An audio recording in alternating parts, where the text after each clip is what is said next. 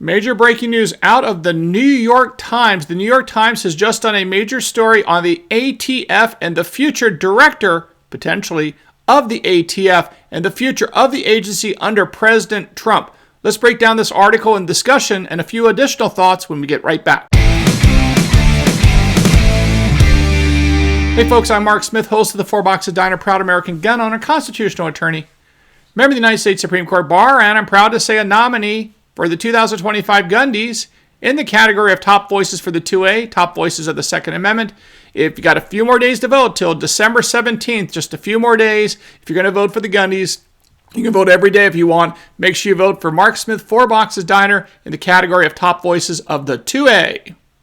All right, folks, so here's the story. The New York Times has now written a major story about the transition team, the transition process of President Trump as it relates to replacing Steve Dettelbach, the current director of the ATF. This is the start of the New York Times article, and then we'll break it down from there. ATF braces for a likely rollback of its gun control efforts. President-elect Donald J. Trump is almost certain to choose a gun rights advocate as director of the Bureau of Alcohol, Tobacco, Firearms, and Explosives, or to simply leave the job vacant. Many federal agencies are bracing for the Trump era, but few are likely to face more powerful backlash that awaits the Bureau of Alcohol, Tobacco, Firearms, and Explosives, which pursued an aggressive gun control agenda under President Biden. The ATF, under its Biden-appointed director Stephen Dettelbach, has been more proactive on gun control than at any time in its recent history. And that is certainly true, and President Trump, I think, is going to make major changes to the ATF. Now, as to whether or not we can get rid of the ATF, that may be a bridge too far, but I think that is certainly something to be under consideration. I think here's where there's going to be tension. I'm going to give you a couple of ideas, then we're going to go back to the article in a moment. What we have to be careful about, listen very carefully, folks, and by the way, I'm not going to get into any details of any conversations I may or may not be having, but I'm just letting you know how I think about these things now, and I suspect there are people that are listening. When it comes to the ATF, there's a few things that we have to understand big picture. Number one, we have to understand there's two parts to the ATF when it comes to guns. There's the criminal law enforcement with agents, and there's the civil law enforcement with inspectors. One of the ways the ATF has constantly been getting into trouble over the years, whether it be the gun walking Fast and Furious program in the Mexico border, Ruby Ridge, Waco, one of the fundamental problems of the ATF itself is that the criminal enforcement side of the ATF is constantly competing with, trying to outdo, or at least justify their existence with that other organization in the federal government that also is responsible for enforcing federal criminal law, and that's the FBI. So you have this tension where the ATF criminal side of the agency is constantly trying to demonstrate that they're just as good as the FBI, which causes them to, in my opinion, extend themselves into matters and cases that should not be touched. They really overextend their jurisdiction.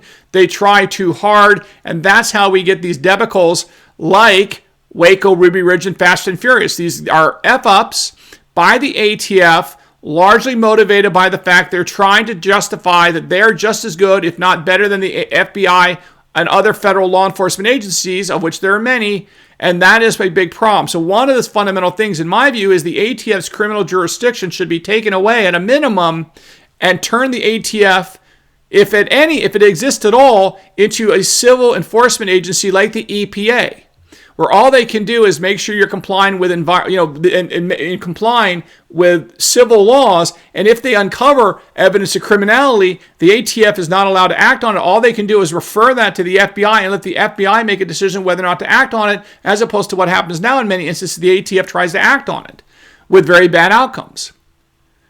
Beyond that, of course, that to me solves a lot of problems if you don't get rid of the agency itself. Nevertheless, the New York Times is talking about how Donald Trump fully intends to revamp this agency, cut its budget, and shrink it, and do all sorts of things. But the problem is that there is this tension between I would say libertarian-oriented Second Amendment supporters, of which I am one of them, and many of you are as well, versus the law and order conservatives. Now, the law and order conservative world, the Bill Barrs of the world, the Bill Bennetts of the world, this kind of old Bush, the sort of George H.W. Bush law and order. If it's good for law and order, then, we can take away gun rights as long as it helps police. I think Harvey Wilkinson on the Fourth Circuit suffers from this. He thinks that if it's good for the government, good for cops, then it's, okay, despite what the Second Amendment says. And I think all of this has to be understood, that there is tension between law and order conservatives and Second Amendment supporters in many instances.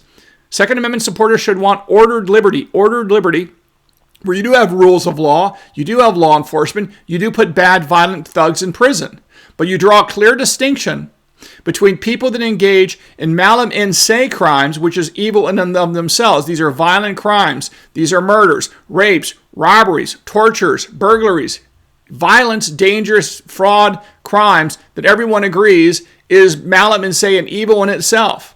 This is a grand distinction, or a huge distinction, from almost all, if not all, modern-day gun control laws, which are malum prohibitum crimes, which are nothing more than it's a crime because we say so. The barrel's too short. The barrel's too long. It makes too much noise. It doesn't make enough noise. Whatever it is.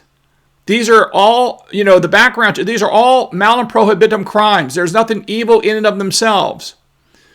And of course, almost the entire effort of the ATF when it comes to guns is dealing with these malum prohibitum crimes. There's no evil component to any of these crimes, and yet they're out there spending over $1 billion. Hear what I just said? It's about $1.6 billion is their annual budget. This is far too high. At most, you should have them ensure basic compliance with law and nothing beyond that. So let's turn back to the New York Times article and cover, including who they think may be the next ATF's director. Of course, the New York Times makes the obvious point that Donald Trump is unequivocally going to cut back on the ATF, and he's going to cut back on these gun control regulations. That is going to happen. The only question is, how will that occur, and how deep will these cuts be, and how far will this administration go? And I have a lot of ideas. I'm not going to talk about them all on this particular video, but I can tell you they are going to get shared, they are going to get discussed, they are going to be out there in the ethosphere, and we will be talking about this with a lot of people going forward. But in the meantime, this is what the New York Times reports in terms of President Trump's intent with respect to the ATF. During the campaign, Mr. Trump repeatedly promised to immediately fire Mr. Dettelbach and to quickly reverse many of the Biden administration's most important changes. In this interview today, Mr. Dettelbach has said he plans to quit before Mr. Trump takes office. Under a Trump administration, this is what Donald Trump said during a speech, quote, "Under a Trump administration, all of those Biden disasters get ripped up and torn up during my first week, but maybe my first day in office," Mr. Trump told a gathering of gun rights activists during the campaign. And I think that's true, and I think it's going to be extremely important. And I'm not belaboring the point right now. It's a little premature, but it's coming. The moment's coming.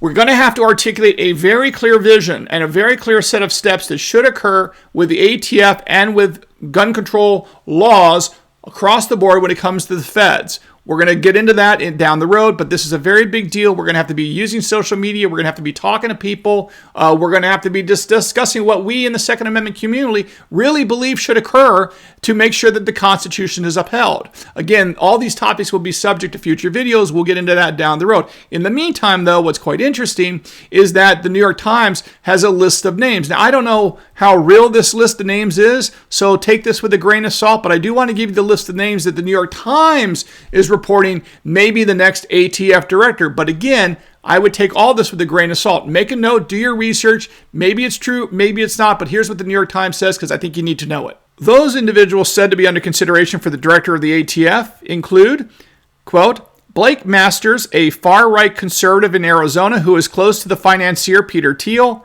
and who mounted a failed bid for a House seat.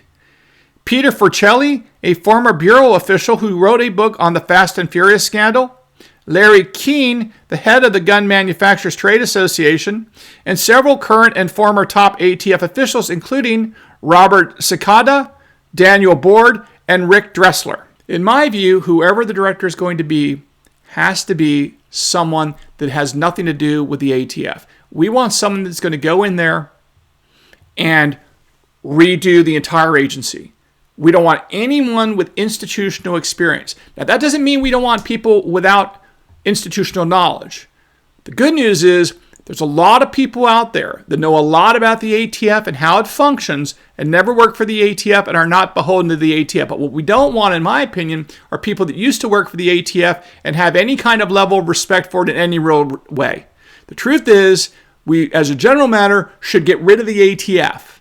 It does not need to exist. And if it does exist, it should be a shadow of its current self. It should be nothing more than monitoring the regulatory rules applying or applicable to the industry. It should have no criminal law enforcement component whatsoever. Period, full stop. Now, what's interesting in this article, they talk about how Mr. Dettelbach says that it's very important that the ATF continue to be involved with driving down violent crime. He is of the view that if there are changes made to the ATF, the result will be more people getting killed. But see, that's just wrong. He's got it backwards, because what Stephen Dettelbach, who's just a typical guy who wants more and more government, right? He's a former U.S. attorney. He's just a typical government lawyer. No big deal. That's what they are. Okay?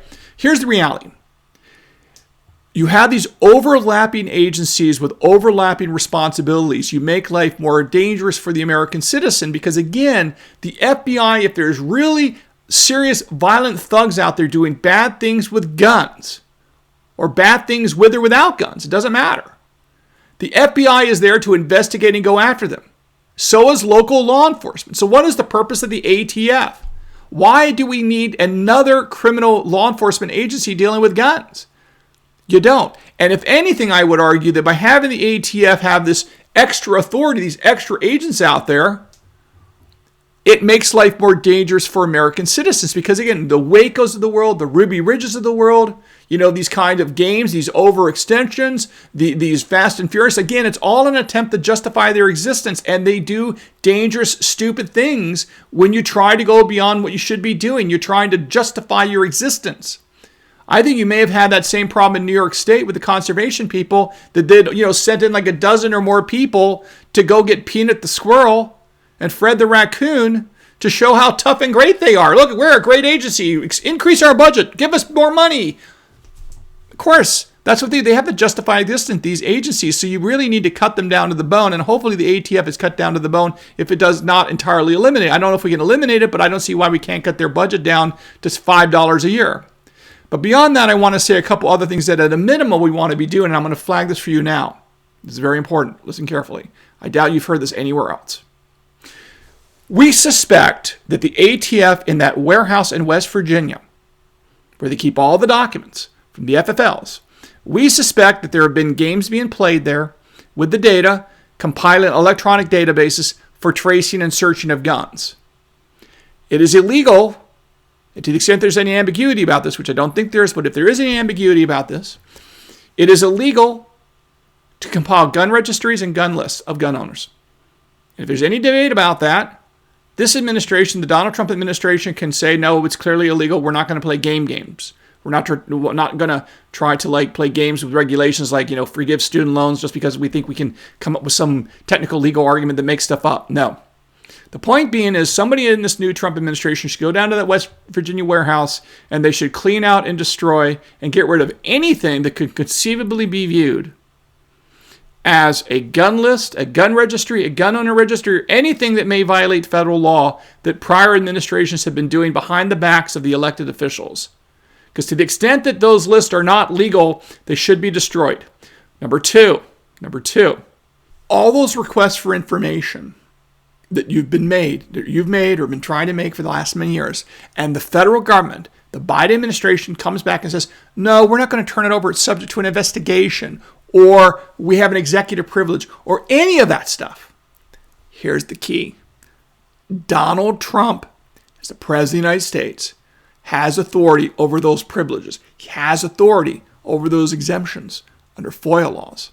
Nothing prevents the Trump administration from saying, we are waiving all of our executive privileges arguments on any of these requests to the ATF, for example. We're waiving these defenses to not producing the documents. We're not going to let the FBI, we're not going to let the ATF say an investigation is ongoing. Because what happens is they just don't want to turn something over. They literally just mouth the words, there's an investigation. BS. Most of that's BS.